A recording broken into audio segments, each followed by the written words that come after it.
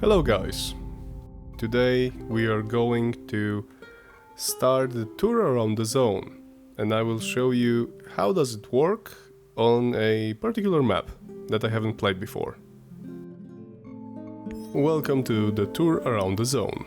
This mod grants you the freedom to explore the exclusion zone without any mission or adversaries. Yeah, so basically this mode is dedicated to everyone who wants just to explore the zone. You can find different nodes and NPCs, scientists, who will tell you more about the zone itself and the Chernobyl disaster, of course. So maybe it's a long stretch, but I think that this Chernobylite and this mode is one of not so many games that you can actually get your knowledge from, because the information that is given in this mode is checked. This is like a scientific knowledge and historical knowledge, and basically everything you can see, hear and read here is, well, real. That's a pure history. So yeah, this time I chose the map that I haven't been on for a long time, and you can see those marks, and all of these are either nodes or scientists that will tell you more about the Chernobyl disaster in the zone itself. And I didn't get the tour around the zone on this map yet, so it's my first time also. And I hope you will enjoy this gameplay video for a change, because usually we make quite different videos. And this is, well, the exploration part is enormously detailed, and all of these things, containers, the cooling towers, this building, structures, everything you can see here was either 100% scanned, scaled and made into 3D models, or was slightly adjusted, because even these electrical poles are the ones you can still see in the zone. These buses, everything else. I think I missed the marker, but well.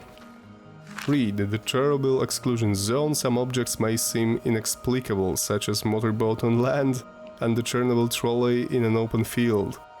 This trolleybus, an MTB-82 model, was common in the USSR from 1946 to 61.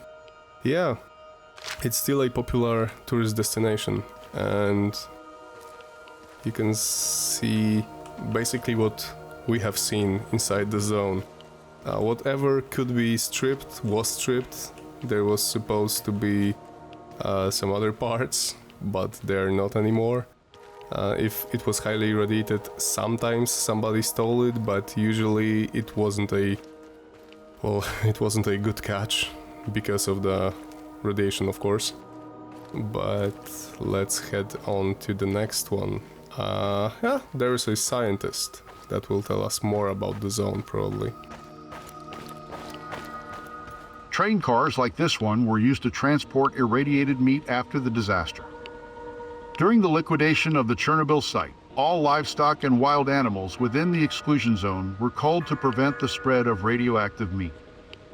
When irradiated meat appeared in Moscow stores, the Soviet health minister raised the alarm and halted sales of meat from the exclusion zone. However, the Moscow party bosses ensured their own supply was safe to eat. Yeah, basically that's what communism is about, guys.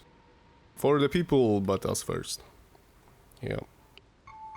In the Soviet Union of 1986, meat was still not accessible or affordable for common folk. Beef was especially scarce. The idea of throwing away thousands of tons of expensive food was something party bosses disliked. Yeah, that's another thing. They rather wanted to push onto someone the irradiated meat than bury it, even if the first one was extremely not safe. In 1987, over 300 tons of frozen meat was shipped to the Georgian Socialist Republic, but was rejected after being tested by a dosimetrist. The meat was then loaded on a train and caused fear and panic wherever it traveled. The local authorities in Ovruch asked for the meat to be buried, but their request was rejected. Yeah, no wonder. The train was then sent to the Ukrainian village of Polotsk, pasted with warning signs and locked up. The radioactive meat remained there until the generator for the refrigeration failed, and the local electricians refused to repair it. The issue was brought to the public's attention by reporters who took photos of the radioactive train. KGB agents eventually buried the meat in South Belarus in a concrete-lined pit. Yeah, that was good.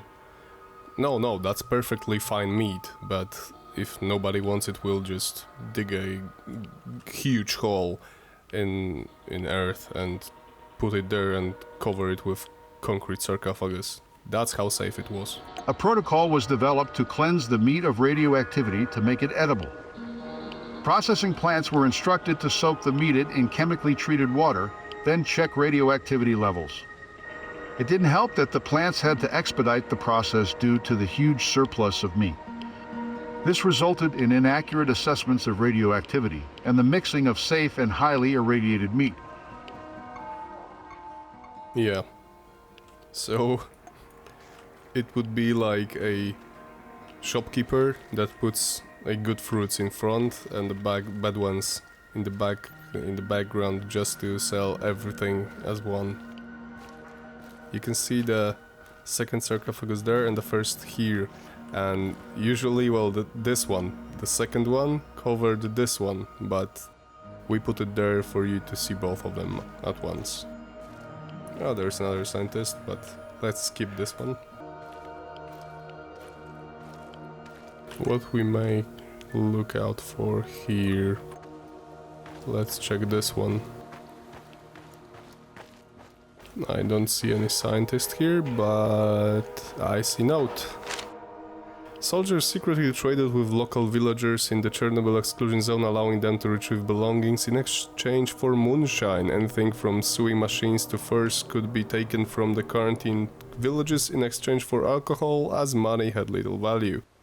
And that's so wrong on so many levels. I mean, first of all, these people that were forced to deal with soldiers and give them moonshine to just get their belongings. On the other hand, these belongings were often irradiated, so it was very unsafe to take them from the zone. I mean, it was like a bad situation for everybody, and no matter how you deal with it, it was bad. Go on, Igor, you're not so old. And the cooling towers were never finished due to the Chernobyl disaster, of course. Because, well, they were planned to be used for the next reactors that were already in the construction, during the construction. But, well, they stopped it once the Chernobyl disaster happened. The role of water has always been significant in nuclear reactor design as part of the cooling infrastructure for the Chernobyl power units. An artificial cooling pond was created in '76, covering an area nearly 23 square kilometers. That's huge. And unique fish and aquatic specimens preserved at the station were destroyed by vandals. That's sad. I mean, there's a lot of things that stalkers in the zone do, like put the dolls somewhere and move some things, but they usually don't destroy anything. But on the other hand, there are vandals too, and that's pretty sad because they don't respect the place and its history. I mean, just because this is kind of no man's land, it doesn't mean that you should be able to destroy it because you feel like it. I mean, that's history. There are some actual people's belongings inside, for example, the Pripyat hospital. This is one of the murals you could find in the zone. But let's look for another question mark. Here's something.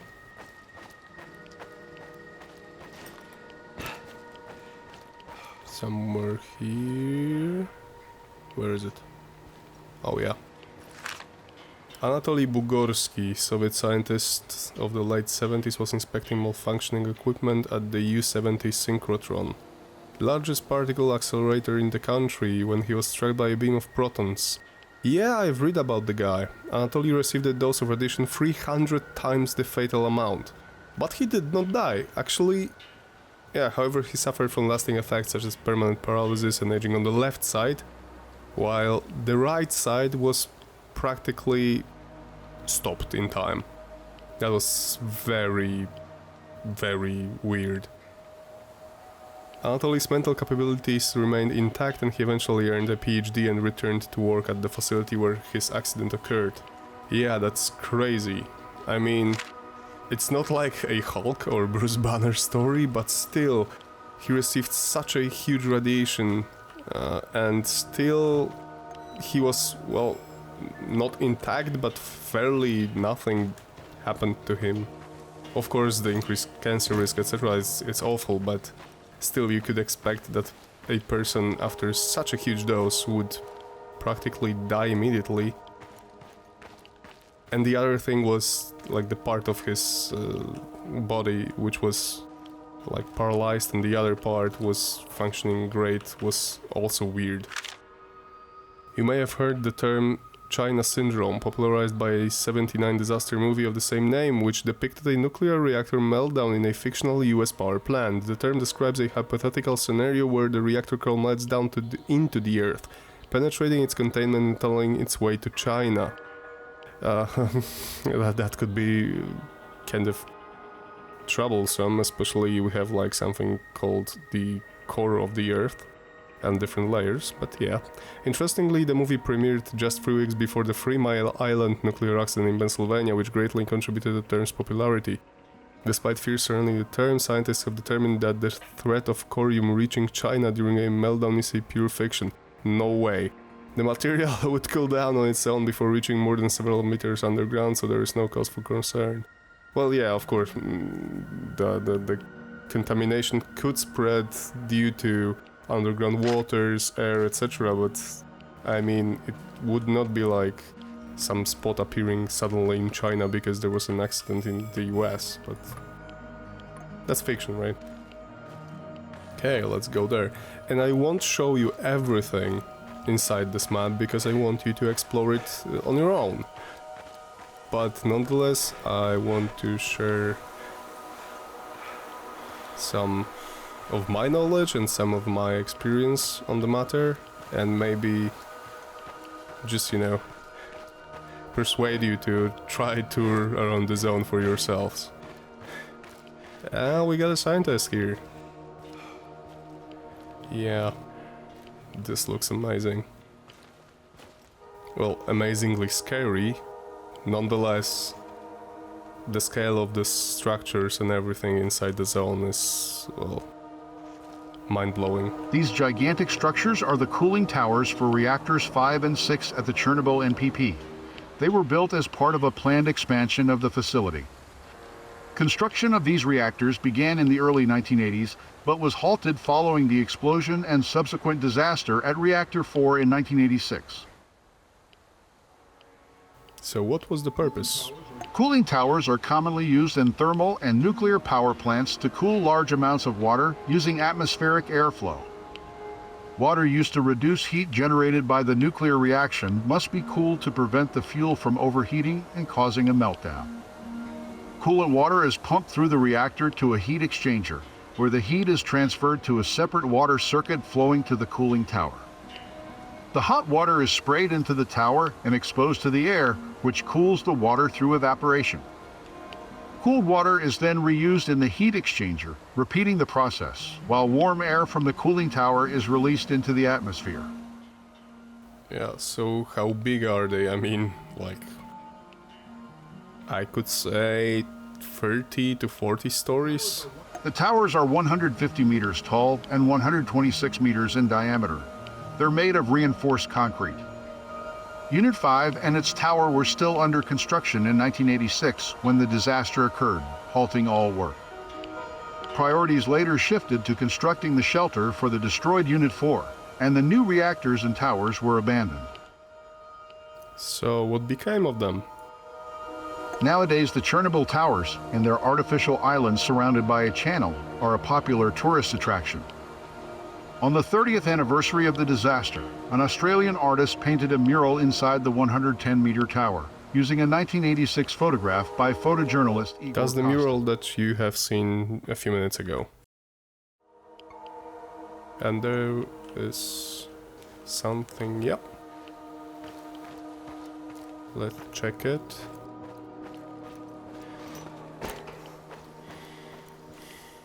Where is it? 401 miners from Donbass and Tula were brought in shortly after Chernobyl disaster to dig a tunnel under the reactor room and install a refrigeration unit. Authorities feared that the melted core could drop through the concrete floor and contaminate the region's soil and water. However, the corium cooled down on its own and the refrigeration unit was ultimately not needed. Yeah, that's what we covered in a separate video. Despite that this work of the miners was not necessary in hindsight, they didn't know it at the time. They feared the corium that would reach the water and soil, like deeply. And we might say now that it wasn't needed, that the decision to send the miners inside, it was really a dangerous job to do. So right now we could say that it was not necessary and they unnecessarily lose their health, but on the other side we can't judge their decisions based on what we know now. They were fearing it, nothing like this disaster happened ever before, so they were fairly right to assume the worst, and that's why I have like a really tough time judging this decision, because I don't suppose we should. In an effort to stifle panic, Soviet authorities used propaganda to create a range of narratives and justifications to reassure citizens and silence critics. One commonly used tactic was to highlight the experience of the Japanese, who suffered the effects of 2 atomic bombs yet nevertheless become a modern developed nation. Those who reported health issues resulting from radiation exposure were often dismissed as having radiophobia, a supposed condition in which physical symptoms were induced by fear. Well, the psychosomatic, I don't know how to call it, symptoms can of course sometimes happen, like in mass panic. There are like documented cases of this, but on the other side, having this much radioactivity released into the air, radioactive particles traveled hundreds and thousands of miles, and the fear was like real, and the fear was quite reasonable. But the USSR was a very different country and a system. So guys, I think that's it for today, and I don't want to spoil everything for you, so we visited some of the markers but not all of them, so you could look out for them yourselves and check out the tour around the zone as soon as you can. This is a completely different mode than free play, because free play is a mode where you decide about the settings of the game, but nonetheless you play the game. But here in the tour around the zone, you just explore, you just wander around, you can take screenshots, you can, I don't know, just admire the details of this whole world that we recreated inside the game. So that's it for today, guys. I hope you had a really good time watching this. This is a very different episode than what we used to publish recently, but I hope this will change soon. So take care, stay safe, and see you in 2 days, on Friday, when we will publish the next episode like this, but on a different map. Take care, guys.